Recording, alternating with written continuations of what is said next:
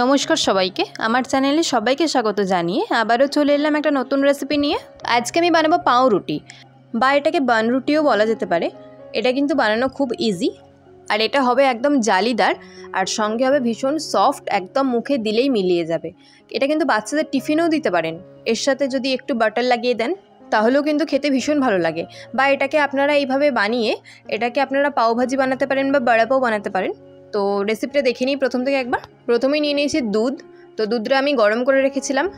খুব বেশি গরম দুধ নেবেন না, হালকা গরম থাকবে, মানে আঙুল দিয়ে সহ্য করতে পারবেন এরকম গরম থাকবে, সেই দুধটা নেবেন। এখানে আমি 1 কাপ মতো দুধ নিয়েছি, আর সঙ্গে নিলাম ইস্ট নিয়েছি এখানে 4 গ্রাম, মানে 1 চামচ, আর সঙ্গে আরও একটু, মোট 4 গ্রাম ইস্ট নিয়েছি। 1 চামচ চিনি, আর স্বাদ মতো মানে হাফ চামচ নুন দিয়ে ভালো করে এটা গুলিয়ে রেখে দেব 2 মিনিট মতো। বেশিক্ষণ রাখার দরকার নেই, 2 মিনিট আমরা রেখে দেবো এটাকে। তো তারপর একটা বোল নিয়ে নিয়েছি, এতে নেব ময়দা। এখানে আমি মোট নিয়েছি 250 গ্রাম ময়দা। খুব ভালো করে 2-3 বার মতো চেলে নিয়েছি ময়দাটা, যেন কোনো দানা না থেকে যায়। তো ময়দাটা খুব ভালো করে চেলে নিয়েছি। এখানে 250 গ্রাম ময়দা, 250 গ্রাম ময়দার জন্য আমি কিন্তু 4 গ্রাম ইস্ট নিয়েছি। এরপর ওই যে গুলে রেখেছিলাম দুধটা, অল্প অল্প করে দিয়ে একটা ডো বানাবো। তো দুধটা পুরোটা একবারে দেবেন না, একসঙ্গে পুরো দুধটা দিয়ে দিলে ডোটা ঠিকঠাক মতো হবে না। ডোটা যদি ঠিকঠাক না হয় পাউরুটি কিন্তু ভালো হবে না একদমই। অল্প অল্প করে দুধ দেব, আর এটাকে একটা খুব ভালো মতো একটা ডো বানাবো। তো দেখুন আমি ডোটা কিন্তু বানিয়ে নিয়েছি। এরকম হালকা একটু চটচটে মতোভাবেই ডোটা বানাতে হবে। এটা চটচটে থাকবে না। অল্প একটু তেল নিয়ে নিচ্ছি, ওই ধরুন 1 চামচ মতো তেল হাতে নিয়ে নিলাম। নিয়ে আবারও খুব ভালো করে এটাকে মাখবো। তেল যেন ওপর থেকে একদম বোঝা না যায় সেরকমভাবে খুব ভালো মতো মাখবো।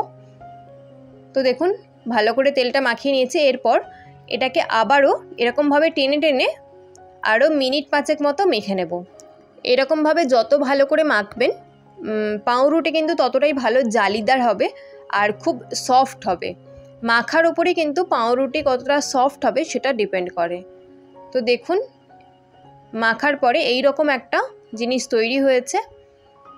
তো এরকমভাবে একটা গোল মতো করে নিচ্ছি, বল মতো করে এবার এটাকে চাপা দিয়ে রেখে দেব। এবং রাখার সময় ওপর থেকে অল্প একটু তেল, জাস্ট 1 থেকে 2 ফোঁটা তেল নিয়ে ওপরটা একটু মাখিয়ে দিচ্ছি। দিয়ে এরপর এটাকে চাপা দিয়ে মানে এয়ার টাইট ভাবে রাখতে হবে।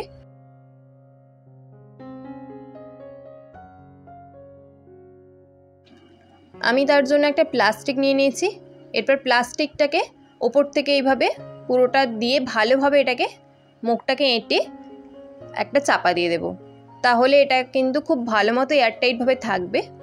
এইভাবে চাপা দিয়ে 1 ঘন্টা মতো রেখে দেব। তো 1 ঘন্টা পরে এটাকে খুলছি। দেখুন এখন কিন্তু খুব বেশি যে ফুলে গেছে তা কিন্তু না, অল্প তবে ফুলেছে। যতটা রেখেছিলাম তার থেকে কিছুটা একটু ফুলেছে। তো দেখুন দেখতেই পাচ্ছেন। এরপর যতটা মানে ফুলেছে হাওয়াটা বের করে নেব, এরকম চেপে হাওয়াটা বের করে নেব, মানে ভিতরে যতটা এয়ার জমেছে সেটা বের করে দেব। তারপর এটাকে আমরা কেটে নিচ্ছি। আমি 4টে করব, মানে 4টে বানরুটি বানাবো, সেজন্য আমি 4 ভাগে কেটে নিচ্ছি।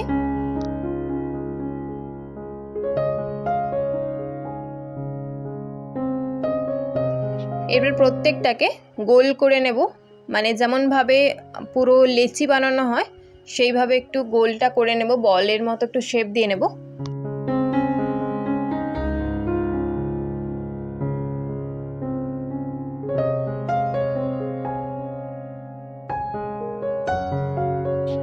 দেখুন আমি সবগুলো করে নিয়েছি।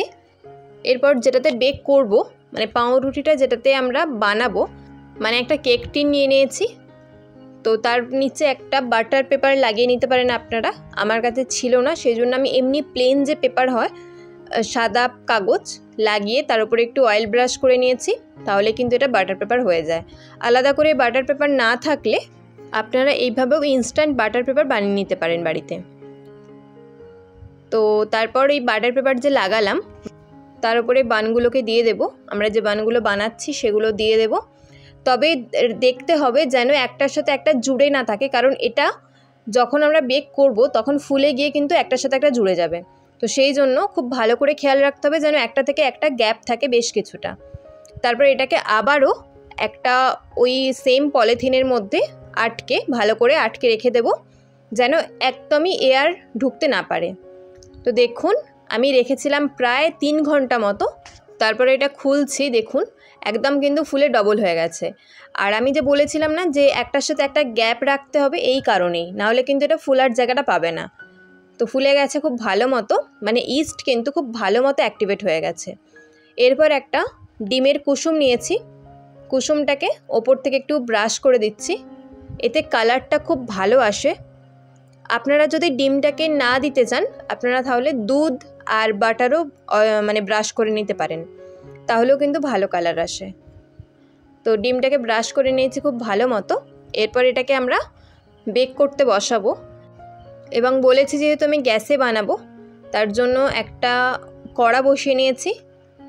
কড়াতে দিয়েছি কিছুটা বালি, তারপর একটা স্ট্যান্ড দিয়ে কড়াটাকে খুব ভালো মতো চাপা দিয়ে এটাকে 5 থেকে 7 মিনিট একটু প্রিহিট করে নেব। তারপর বানরুটিগুলো যেটাতে আমরা বসিয়েছি সেটাকে দিয়ে দেব, আর চাপাটা দিয়ে দেব যেন কোনো রকম হাওয়া ঢুকতে না পারে। আপনারা চাইলে কিন্তু এটাকে আটা দিয়েও মুখটা সিল করে দিতে পারেন যেন কোনো হাওয়া না ঢোকে। আর ফ্লেম কিন্তু একদমই মিডিয়ামে থাকবে। মিডিয়াম ফ্লেমে রেখে 20 মিনিট মতো বেক করে নিলেই কিন্তু একদম পাউরুটি রেডি হয়ে যাবে। তো দেখুন এটা কিন্তু আরও বেশি ফুলে গেছে, এরকম একটা দেখতে হয়েছে। দেখতে কিন্তু সুন্দরই হয়েছে, আর খেতেও কিন্তু ভীষণ টেস্টি হয়। আর আমি এখান থেকে বের করেও দেখিয়ে দিচ্ছি কতটা জালিদার হয়েছে, আর ভীষণ সফটও হয় কিন্তু। তো দেখতেই পাচ্ছেন কতটা জালি জালি হয়েছে, আর একদম সফট, হাতের মুঠোর মধ্যে চলে আসবে। বাচ্চা থেকে বড় সবাই খেতে পারবে, এটা একদমই বাড়িতে তৈরি করা। আপনারা যদি এটাকে আরও বেশি হেলদি বানাতে চান তাহলে ময়দার জায়গায় আটাও ব্যবহার করতে পারেন। দেখুন আমি এটাকে এবার কেটে দেখিয়ে দিচ্ছি, আর কতটা সফট হয়েছে দেখতেই পাচ্ছেন। গরম গরম পাউরুটির কিন্তু আলাদাই টেস্ট হয়। শুধু এই পাউরুটিতে একটু বাটার লাগিয়ে যদি খাওয়া যায় এটা কিন্তু দুর্দান্ত লাগে, আর কিচ্ছু লাগবে না, শুধু এই পাউরুটি, বাটার পাউরুটি খাওয়া হয়ে যাবে। তো দেখতেই পাচ্ছেন আমি একটা কেটেও দেখিয়ে দিচ্ছি, একদম হাতের মুঠোর মধ্যে চলে আসছে, আর একদম সফট হয়েছে, কতটা জালি জালি লাগছে। তাহলে এরকমভাবে পাউরুটি বানিয়ে আমাকে কিন্তু জানাবেন কেমন লাগলো আপনাদের। আর একই সঙ্গে এরকম নতুন নতুন সহজ রেসিপি পাওয়ার জন্য চ্যানেলটা সাবস্ক্রাইব করে পাশে থাকবেন, লাইক কমেন্ট শেয়ার করবেন। আর যদি কোনো রেসিপি দেখতে চান অবশ্যই কমেন্টে জানাবেন, আমি শেয়ার করব আপনাদের সঙ্গে। আজকের মতো টাটা।